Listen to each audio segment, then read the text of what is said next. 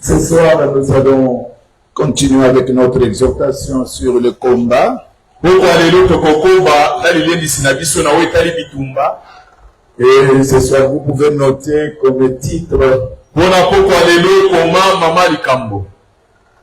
les deux fronts. Les deux fronts de ton combat.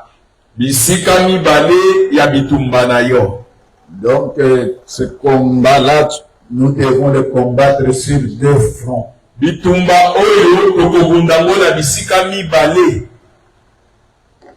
Que Dieu nous bénisse. Nous reprenons notre écriture. Nous sommes dans Exode 17.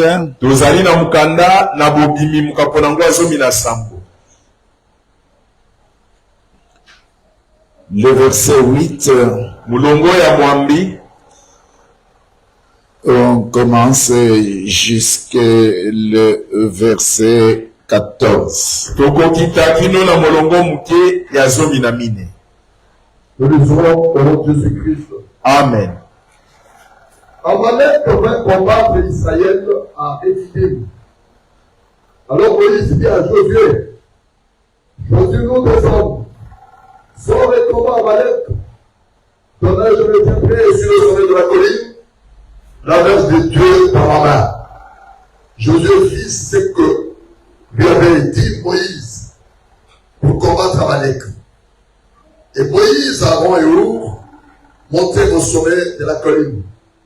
Lorsque Moïse élevait sa main, Israël était le plus fort. Et lorsqu'il baissait sa main, Amalek était le plus fort. Les mains de Moïse étant fatiguées, il prit une pierre qu'ils placèrent sous lui et il s'assit dessus. Aaron et Our soutenaient sa main, l'un d'un côté, l'autre de l'autre. Et ses mains restèrent fermes jusqu'au coucher du soleil. Et Josué vainquit Amalek et son peuple au tranchant de l'épée. L'Éternel dit à Moïse, écris cela dans le livre pour que le souvenir s'en conserve. Et déclare à Josué que j'effacerai la mémoire d'Amalek de dessous les cieux. Moïse bâtit un autel et lui donna pour nom l'Éternel ma bannière. Amen. Amen. Voilà, nous pouvons nous asseoir. Oui, nous bénissons l'Éternel notre Dieu pour le souffle de vie et la grâce qu'il nous fait encore ce jour. Oui, le dimanche, nous avons identifié notre combat. Nous avons dit que notre premier combat doit être dirigé contre notre chair. C'est ta chair qui est Amalek.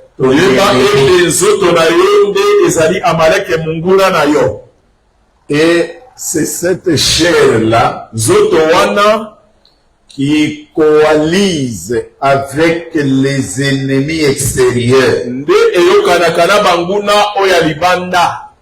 pour que les ennemis extérieurs puissent pouvoir t'atteindre. Il passe par la chair qui est ton ennemi intérieur. Que Dieu nous bénisse. Amen. Et nous avons dit que la chair, ça c'est un héritage de nos parents.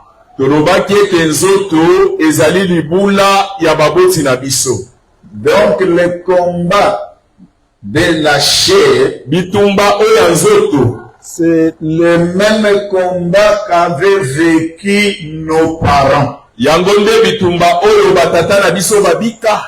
Et nous vivons cela en notre temps. Et nos enfants vivront aussi cela en leur temps. Quand nous prenons déjà nos parents, c'est la première génération. Nous, deuxième génération, nos enfants, troisième génération. Que Dieu nous bénisse. Alors, nous avons dit que comme cela a été hérité de nos parents, chacun doit combattre. Parole de Dieu dit qu'il nous a racheté de la vaine manière de vivre hérité de nos parents. Dans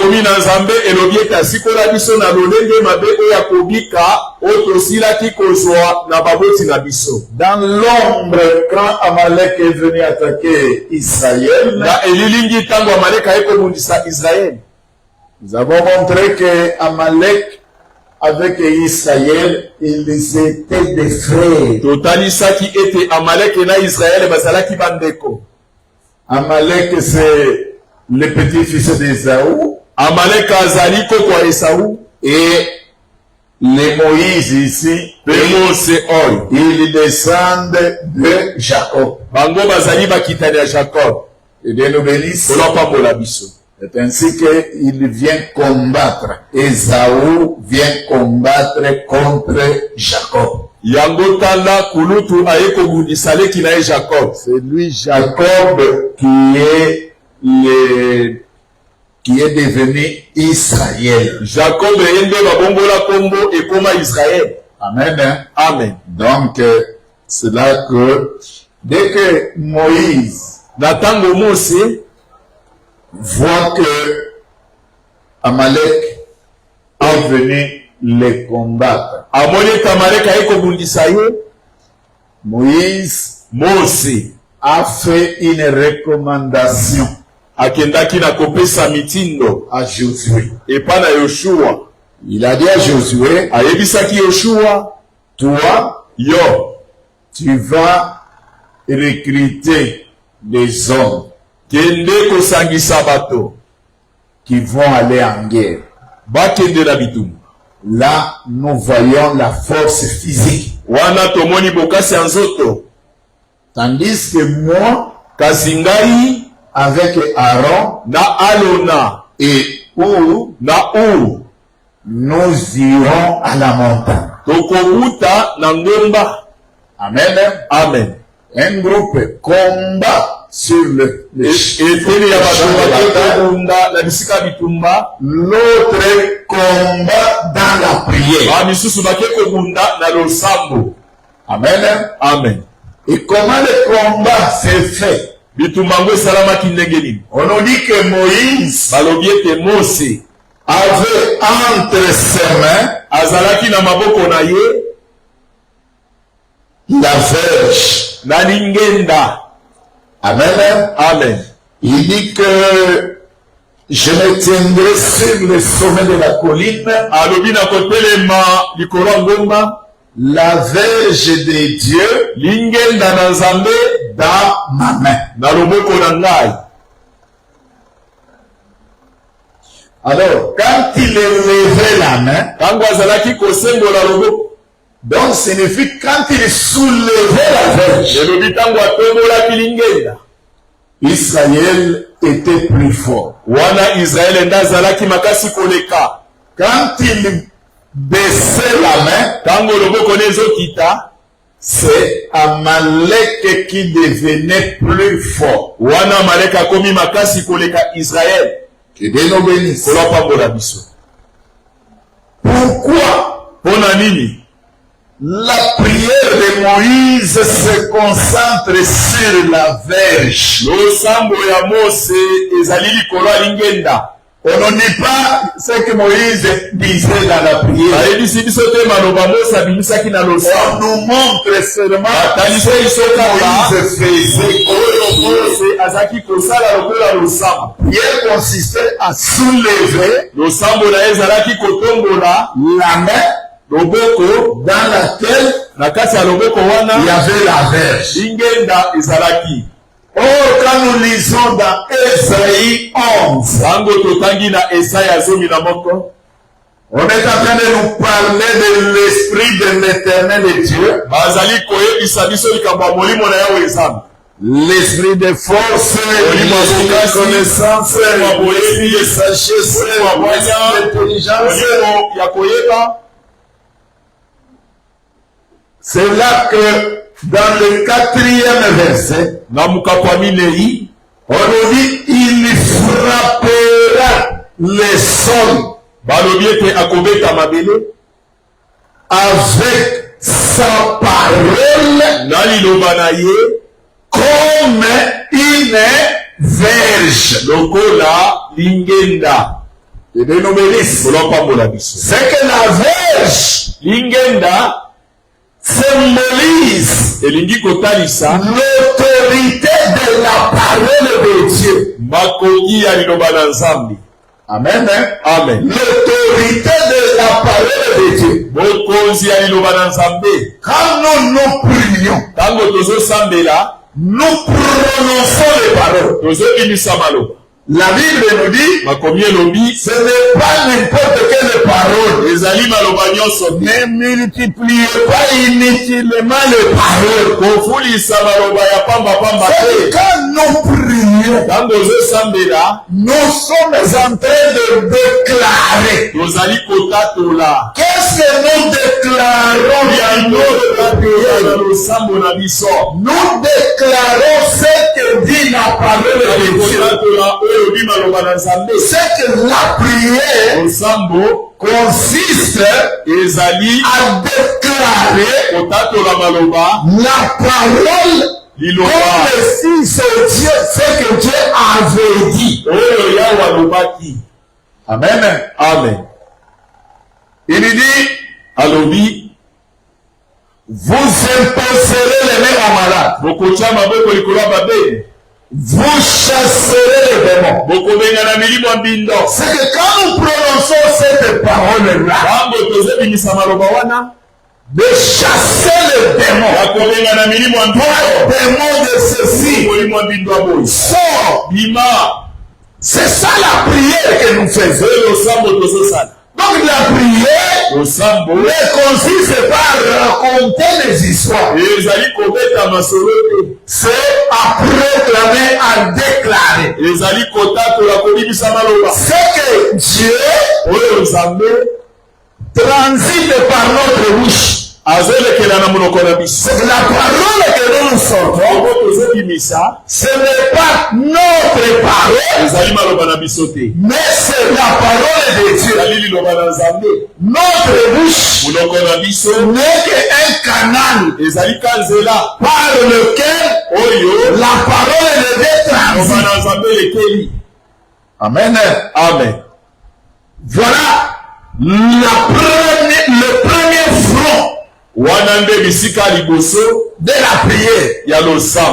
C'est là que j'ouvre une parenthèse. Voyez, quand nous parlons de la prière d'autorité,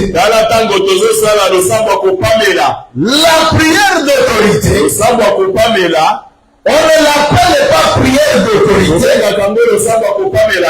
parce que nous sommes debout. Ce n'est pas ça qui fait que c'est la prière d'autorité. La prière d'autorité, ce sont les paroles de commandement que nous prononçons.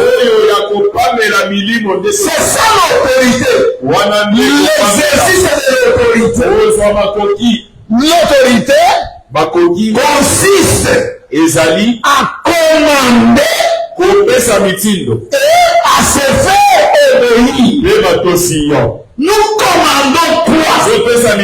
Nous commandons les esprits. Nous commandons les mauvaises situations. nous donnons le commandement.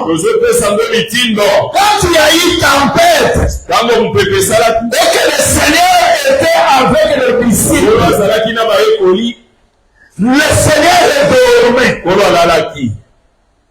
Les disciples ont travaillé, ils ont chassé l'eau. Ça n'a pas marché. Et finalement, ils se sont résolus à le réveiller. Quand il s'est réveillé, on lui dit, Seigneur, nous sommes en train de périr. Toi, tu es en train de dormir. Comment tu ne t'inquiètes pas de ce La parole de Dieu dit, le Seigneur s'est tourné vers le vent. Il a dit au vent, tais-toi. C'était un commandement. Il a dit à la mer, tais-toi. Et la mer s'est apaisée. Et les autres, les disciples, ils se sont dit, qui est celui-ci à qui même les vents obéissent. C'est ça ce que nous appelons l'autorité. Voilà la prière d'autorité. Je ne dis pas que si on se met debout, on a combien de péchés.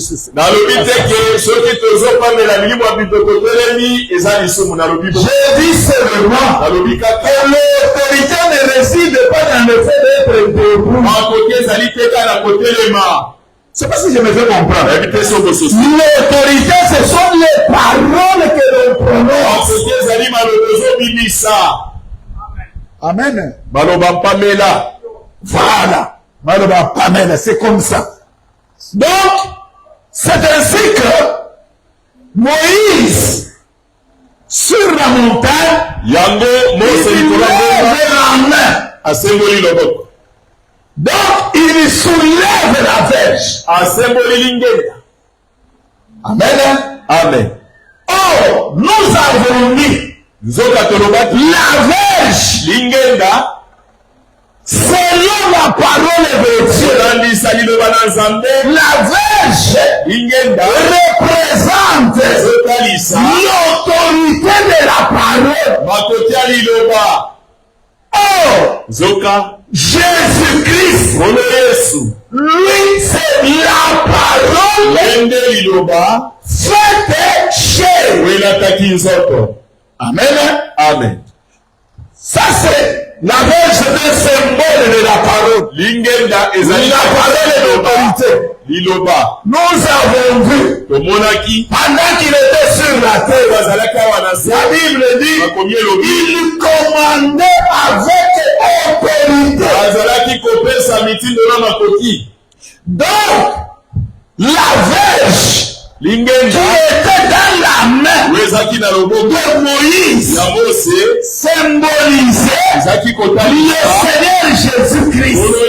Parce que Jésus, c'est la parole de Dieu, mais la parole dans un corps. J'aimerais que nous puissions comprendre. Donc quand il soulève, il élève Jésus.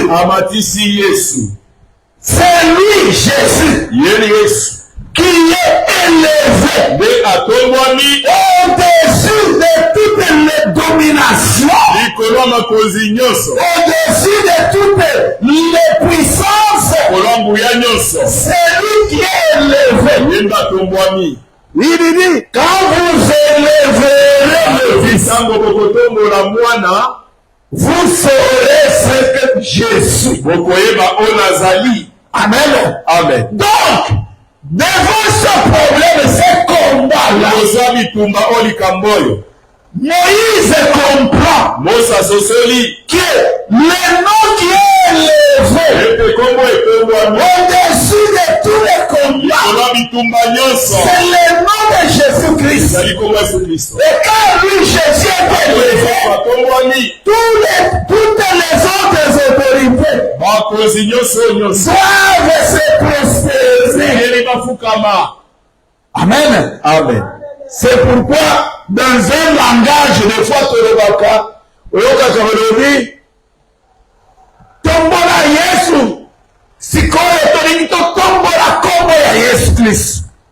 C'est que, devant ma bitoum, devant ma problème, devant ma besoin, c'est lui qui a reçu les noms, qui est au-dessus de tous les noms.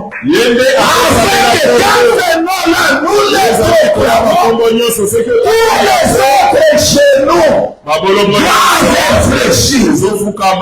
Amen. Amen. Alors, si vous avez compris cela, c'est pourquoi, quand Moïse va élever l'autel, il va dire, l'Éternel ma bannière.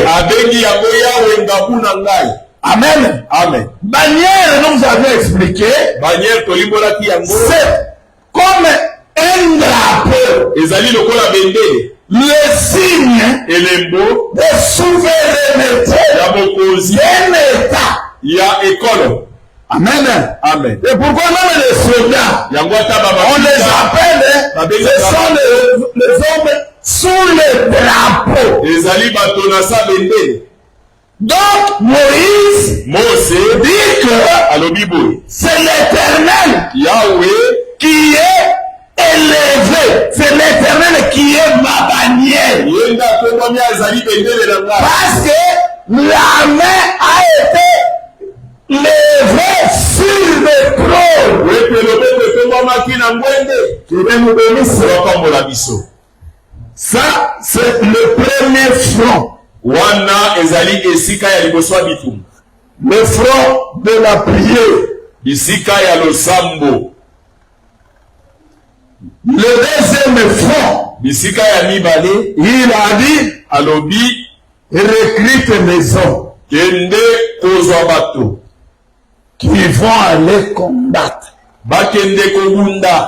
Là maintenant, c'est la force physique.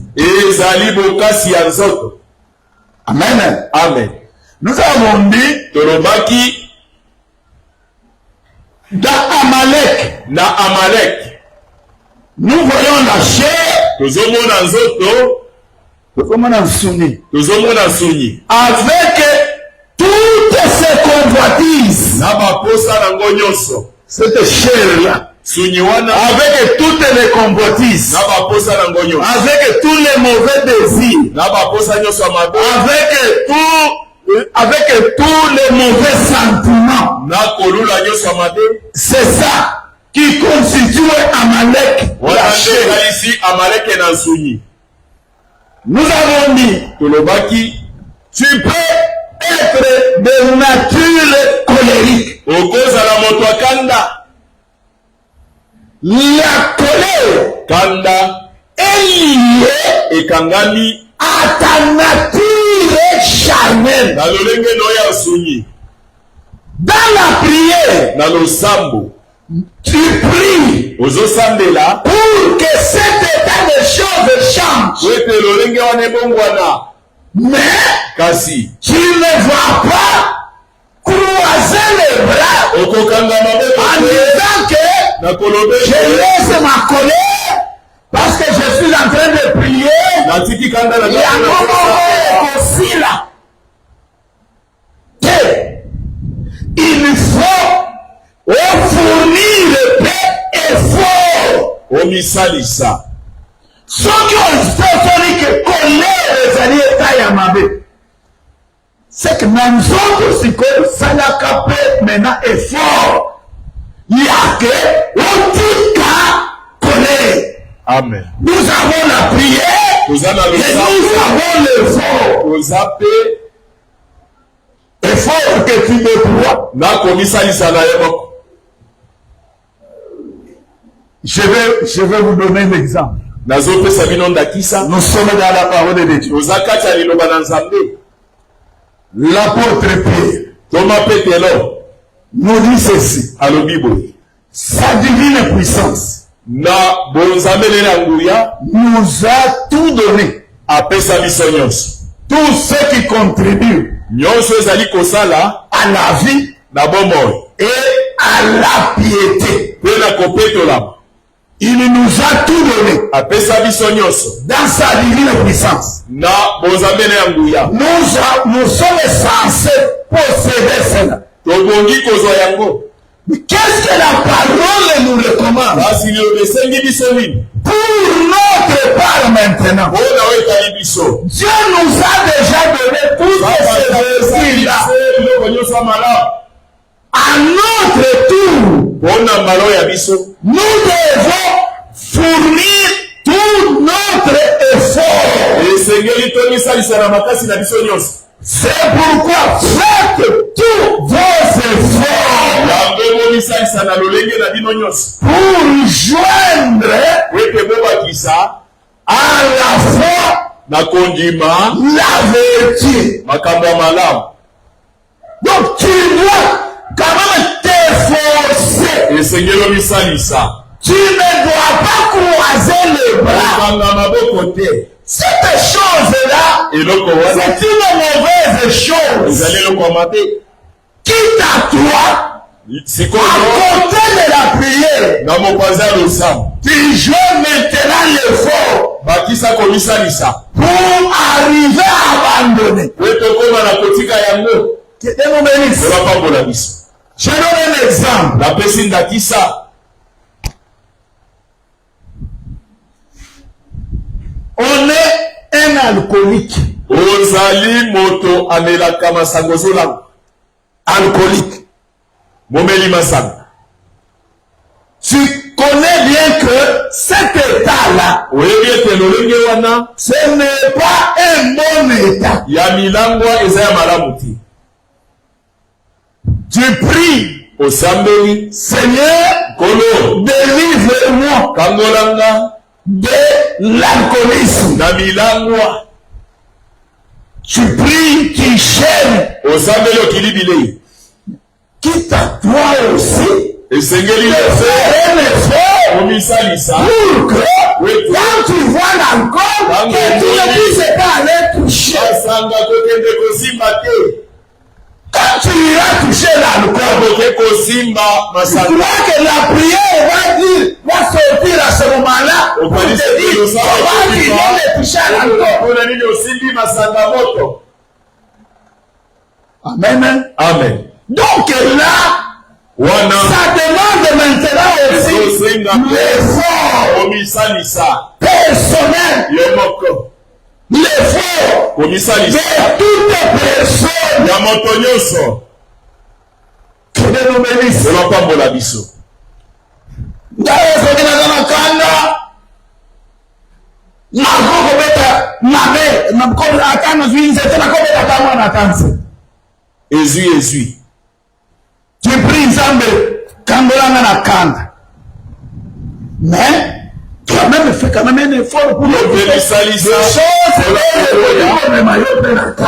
Amen. C'est l'effort que tu dois fournir. Komisalisa nde esengeli osala. C'est pourquoi Yango moi je suis à la montagne avec Aaron. komba na Arona. Toi, Yo Josué, Yoshua. on écrit les hommes Ona et bato aller au front, aller combattre. kokende kobunda. Ceux qui prient Bao bazosambela et ceux qui sont sur na bao bazali na bisika bitumba. tous ont comme ennemi commis na munguna moko. mais ici c'est le combat sur le plan spirituel, Na lolenge ya molimo. tandis que là Una c'est le combat sur le plan bitumba na physique. lolenge ya nsonyi. Est-ce que nous nous comprenons? Tososoli.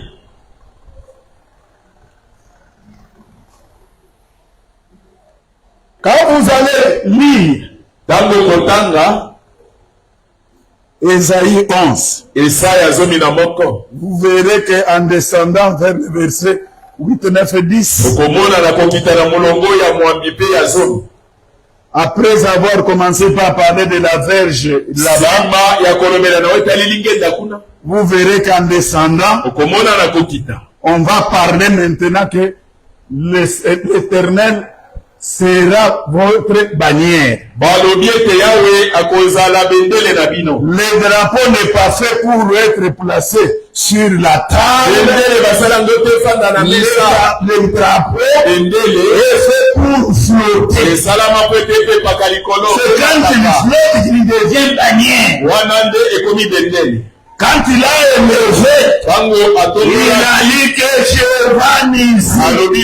l'Éternel m'a bannière. Parce que la main a été levée sur le signe que nous avons dit de la prière. Donc si la main ne soulève pas la verge, ça signifie qu'il n'y a pas de prière. À ce moment-là, la verge ne peut pas être une bannière. La verge devient une bannière quand elle est soulevée. Amen. Jésus est notre protecteur. Quand nous l'avons invoqué par la prière, il ne viendra pas de lui-même.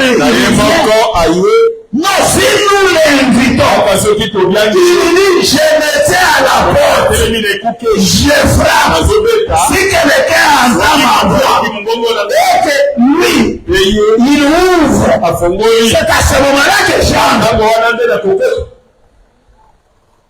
Qu'il nous bénisse. Donc, le premier front, c'est le front de la prière. Comme nous avons toujours dit, la prière est pour le combat. C'est une prière permanente, une prière constante, une prière insistante. À Gethsemane, Jésus arrive pour prier. La Bible déclare, il a commencé, il a dit, Père, si tu peux éloigner c'est cette prière-là. Il l'a répété. Cette prière-là. Et à la fin, il dit, toutefois, pas selon ma volonté, mais que ta volonté soit faite. Quand on a prié pour une situation, on a prié, on a gêné, on a insisté. À la fin, on a pris à dire, à ce moment-là qu'on dit, Seigneur, maintenant là, que ta volonté soit faite. Tu as un problème, avant de prier, on va Seigneur que ta volonté soit faite. Et à ce moment-là, tu veux qu'on te donne quoi? Il te donne ce que tu as besoin. Qu'il nous bénisse. Donc il faut l'effort aussi. Parce que si l'effort n'est pas là, Amalek, il a la puissance d'annuler la prière. La chair a la puissance d'annuler la prière. Il peut prier. Mais quand la chair est là, rien ne se fera. La prière n'aura même pas d'exercice. Que Dieu nous bénisse. Jacques chapitre 4.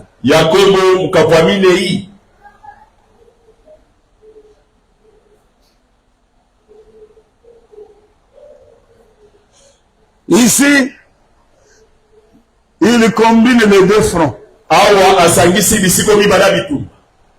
La prière, le sambo et l'effort physique. Jacques combine ça maintenant. Que Dieu nous bénisse. Oui, Jacques chapitre 4. Yakobo mukaponango ya minei.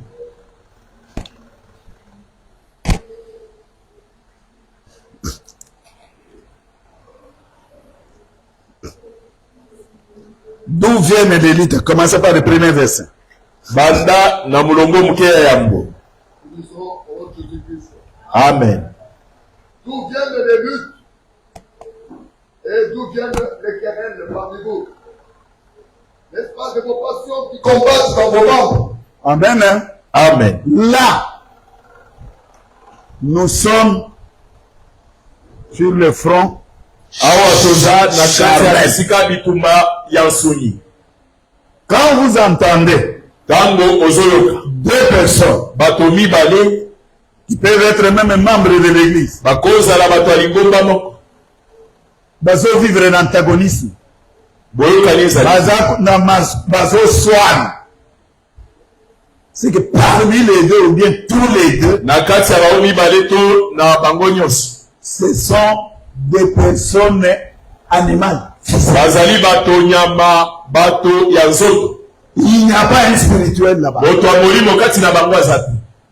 C'est là qu'on nous montre d'où viennent toutes vos luttes, bisika oya koswana na bitumba ezouta wapi. vos querelles. Koswana swana Cela vient ezouta de passion na baposa de nos membres. ya biteni ya nzoto na biso. Nzoto na biso. A passion. Baposa ebotaka. Na 11, on n'a pas le temps, on devait lire. Donc, comment on a que dans 11, on nous présente Balobi que là, Lyon, Nantaba, Nangombe, bakozala ensemble. Il ne se fera ni dommage, ni mal. Parce que la connaissance de Dieu remplira la terre.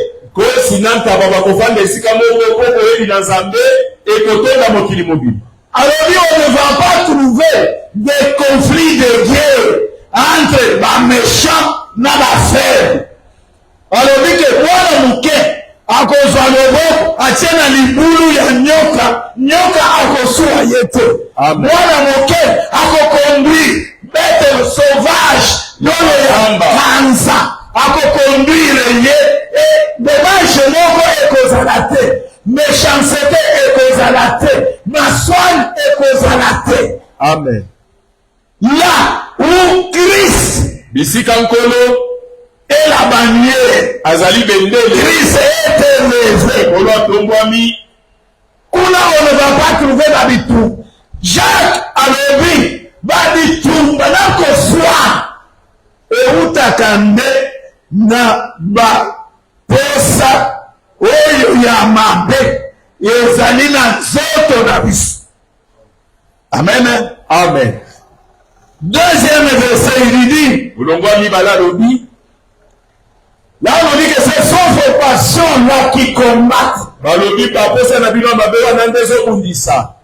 Donc, ye alobi, ye alikofi kondimate mutafinga ye.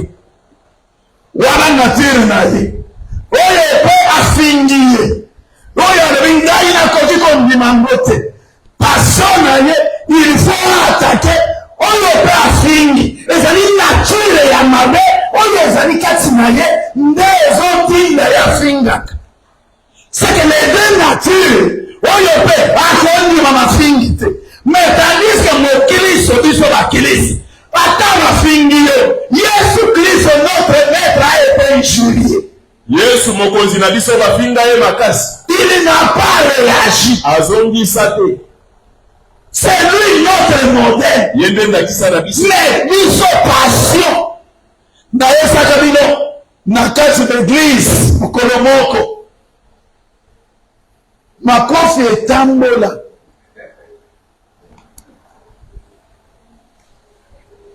on est dans une réunion bazali na kati ya kosangana ya basali na nzambe. Msali moko alobi asali reproche na mosali mosusu oyo wana atelemi kaka wana alobi yo olingi deja osakana na ngai, est-ce que yo oyebi ngai? La première chose, Bible oyo ezalaki na maboko kaliambisi ye yango abambi. donc Bible yango nde eloko ya liboso ekotaki na bitumba. Donc c'est l'instrument qui a visé l'autre. L'air Bible est sikoyo likofi ye yango eloko nini ekobare likofi, parce que Bible oyo ezalaka na maboko yango nde sekei oyo etikali likofi sifelanda oyo pedere okobetanga pe ye pe ayo asondisi. Ce sont les passions Ezali bakosa mabe qui combattent. ou ezali kobundisa Quel obéisse. kolopambola bino. Oui. Le deuxième verset. Mulongo ya mibale. Vous qui ne savez pas, vous convoitez. Vous convoitez. Voilà la convoitise. Passion. Passion. C'est la convoitise. Ezali lula lula. Ezali kati na mutu. Ezali pe kati na wokuna. Les deux convoitises ndezo mundu. Et à ce moment-là s'engagent les deux physiques. Wana bato mibale babundi na nzoto. Voilà. Vous convoitez. Vous convoitez et vous ne possédez pas. Voilà. Vous êtes meurtrier et envieux. Conséquence. Et vous ne pouvez pas obéir. Dala masama. Vous avez des querelles et des luttes.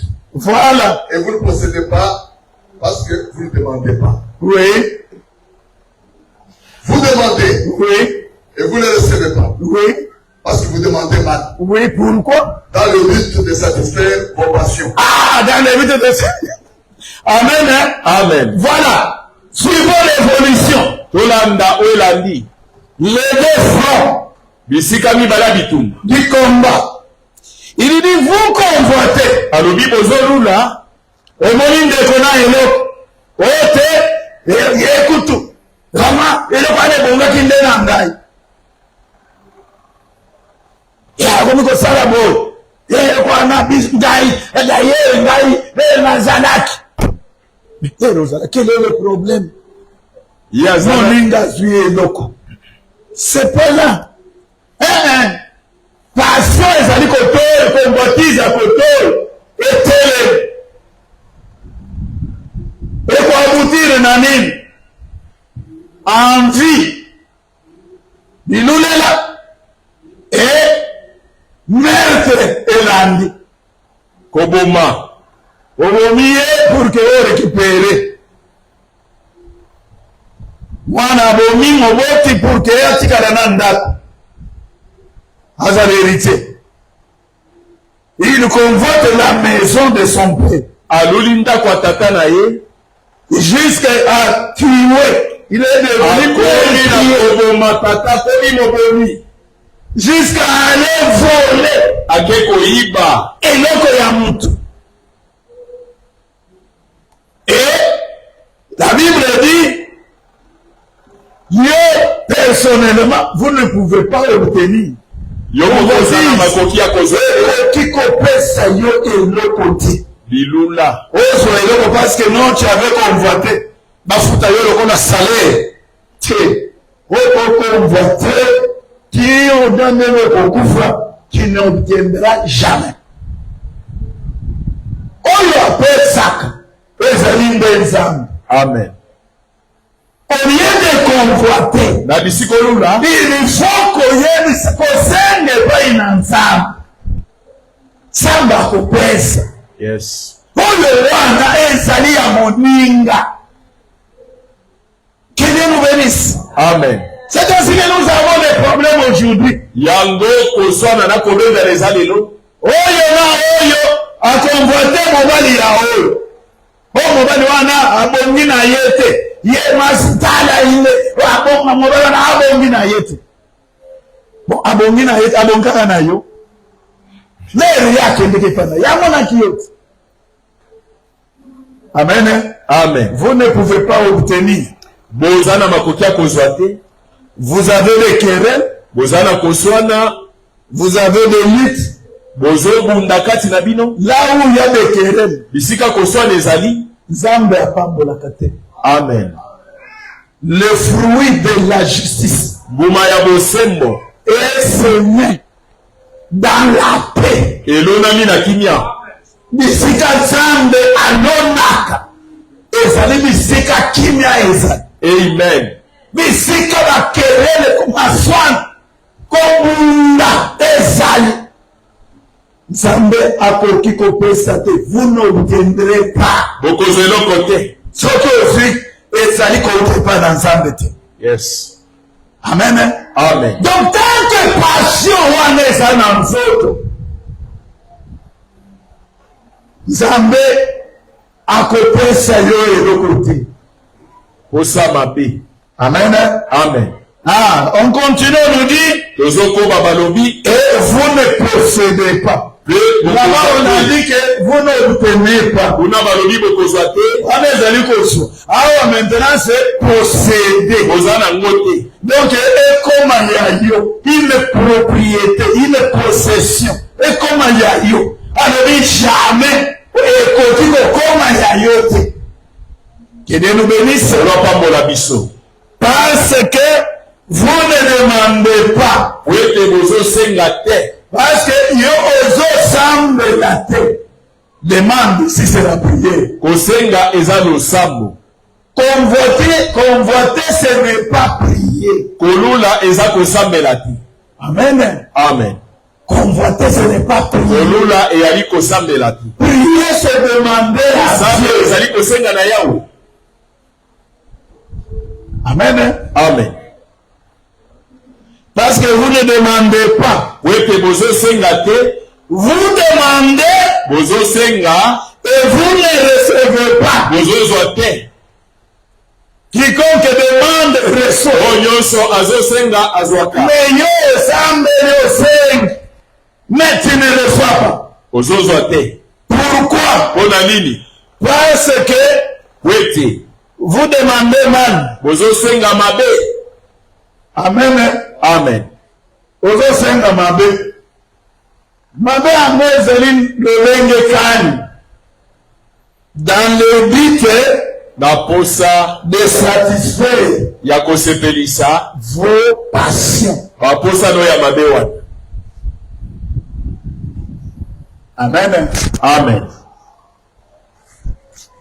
L'autre fois, tozaki na saison, na yebisaka bino lisolo ya losambo ya yaya. Losambo ya yaya yanke azosambe.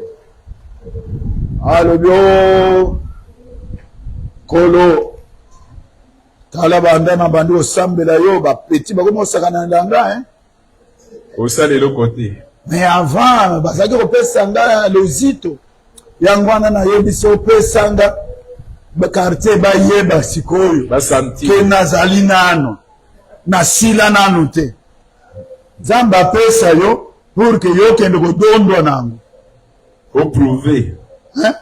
ye nzambe apesi yo yo okende kodondwa nango ye nzambe ya lola ezukaka apesi yo. Il vous demande dans le but de satisfaire vos passions. Alobi bozali Ça m'a fait. Obo sepelisa ba posa na bino. Amen. Amen. O nzambe pesa ngai pe. Omoni na prouver bang. Tie. Nzambe ko kokota na biloko wana te. Ya pesa yo ko ke yo prouver. Ya penza mba ya pesio comme ça yo po opinion ke ko prouver ka ngope.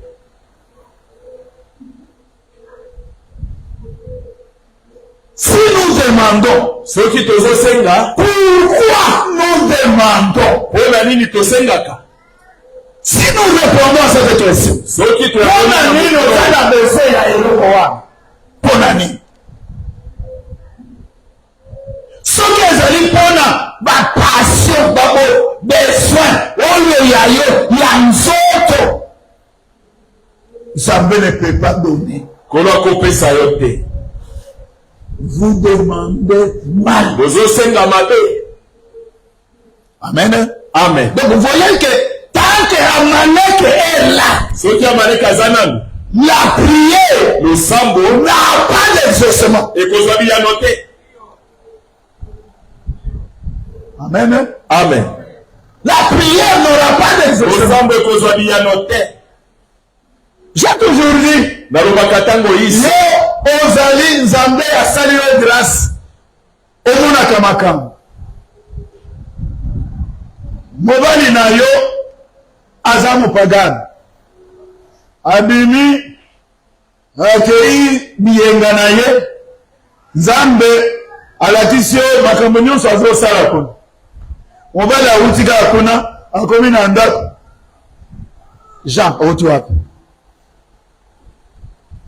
c'est normal mobali akokosa yo oh tozalaki na ba Jacques lokuta oyebi ozalaki na mwasi te outi na ba nzambe asili kolakisanga ali bitumba ebala likabo ya molimo mosantu bitumba ebanga mpona likabo ya molimo mosantu mama likabo wana soki nzambe apesaki yo ekokangama Dieu ne peut pas te donner un don Zamba kope soli kamote. on a satisfaire ma passion na yo te. Yes. Que Dieu nous bénisse. Amen. Soki nzamba atalisaki yo ayebi ke ozali na makoki ya kosambela mpona mobali na yo à la place allez bokei na bitumba physique après elobi nzambe alekisa lisusu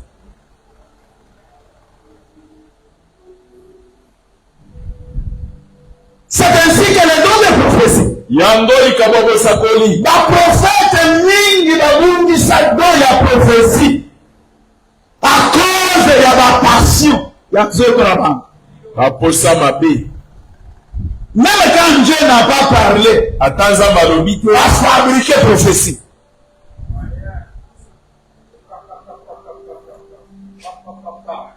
Balaam a dit, je ne parlerai que ce que l'Éternel Dieu aura placé dans ma bouche. Balama alobina kuroba bebe oya wakochana monoko nanga.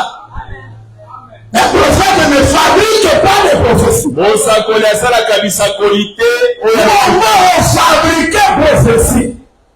Les dons véritables doivent se retirer. Likabo ya sole kolongwa. Parce qu'un don Wete likabo. ne peut pas être au service de la passion. Ekozala na musala bakosa mabe. Que Dieu nous bénisse. Olapa pola biso. Nzambe apesa yo don oyo nzambe alakisinga na compte bancaire na yo ozala 5345 $. nakosi ote yango wana nzambe alobi pesanga $2000. Kabola ngo katikati. lokoso mikalo wana oyo nzambe ekozala lisusu te Satan nde akokontinue na likambo wana jusqu'au jour où les gens vont s'apercevoir